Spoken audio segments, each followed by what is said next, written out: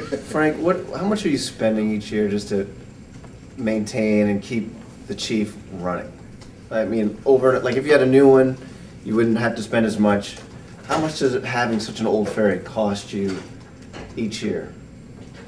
Well, in dry dock, we'll spend in the neighborhood of $300,000 every year. That's in a good year, assuming we don't have any emergency repairs and things like that. It was worse this last year, right? It was over 600, wasn't it? It was pretty expensive. I don't know what the exact number was. And the reason I asked that is just thinking about for every $200,000 we can get $3 million in bonding to buy a ferry. That would mean we need another $600,000 or so in cash to bond the extra $9 million if we're going to buy a $12 million ferry. So it does seem like it is actually a waste of money to keep paying that level of repairs each year, and maybe buying a new ferry is actually cheaper. Well, you know, a new ferry is not going to be maintenance free either. Yeah. I mean, there are. No, I know, but there are expenses related.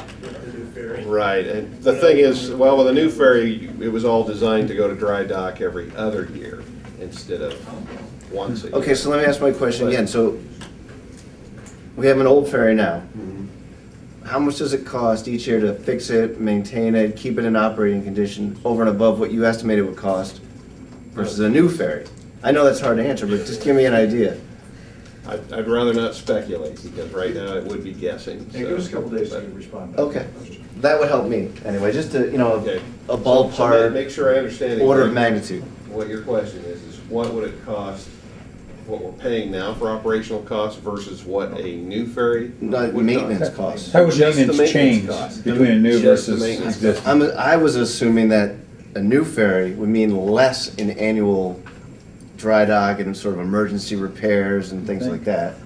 It's reasonable to assume that, yeah, we shouldn't have emergency repairs and we should have the same or less dry dock expenses because we're only going to have them once every 2 years. Okay.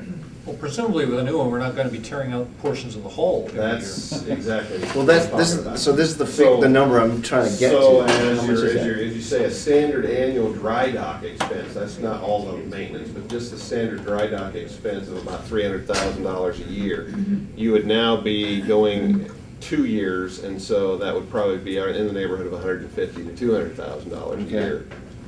Once every 2 years for dry dock. When you do a dry dock, do you rebuild the engines? Not always, no.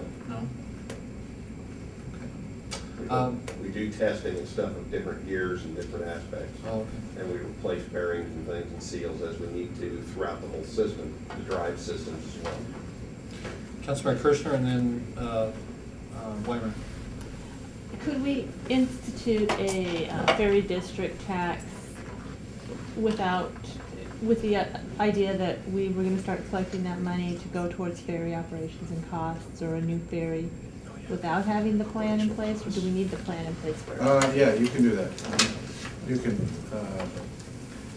It seems to me that you can under the law, position. Okay.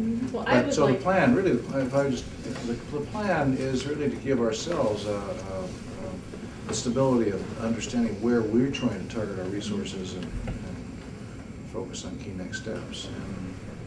I think it's a good idea to have a plan, have the administration working on a plan for the next steps ahead of the chief being in the bottom of the, what's that passage? Hales Passage. Hales Passage. Before that happens. Councilmember Weimer? I agree with Kathy that I think it makes sense to ask the administration to start, formulating a plan. And part of what I'd like to see formulated too is whether an ongoing ferry advisory committee makes sense to kind of chew on some of these things.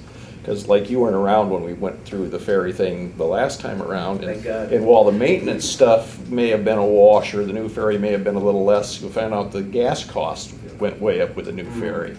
And that we had to have extra personnel on the new ferry, so the personnel costs went way up. So there was lots of things to look at, and at that time we didn't even know whether we were still going to Gooseberry Point, or whether we were going to the Stomish grounds, or whether we were going to Fairhaven. So what shape and size ferry did you really want? I see.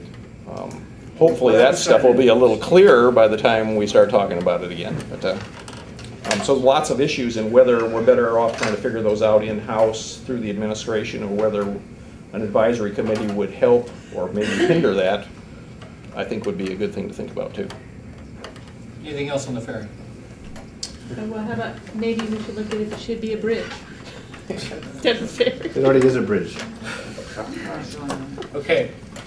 Put it out there. Let's talk about what we have to do till 5 o'clock, because we're not going to get to all these items. I would suggest we take a break.